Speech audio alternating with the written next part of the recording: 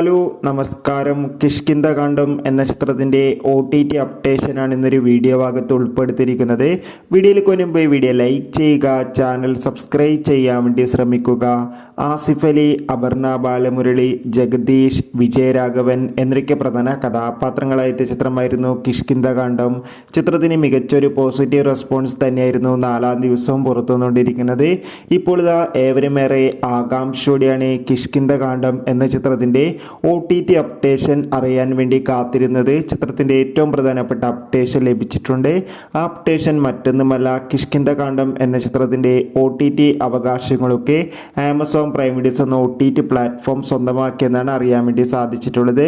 എന്തായാലും കാത്തിരിക്കാം. കൂടുതൽ ഒഫീഷ്യൽ അപ്ഡേഷൻ അറിയാൻ വേണ്ടി ചിത്രം കണ്ടവരുടെ അഭിപ്രായം കമൻറ്റ് ചെയ്യുക.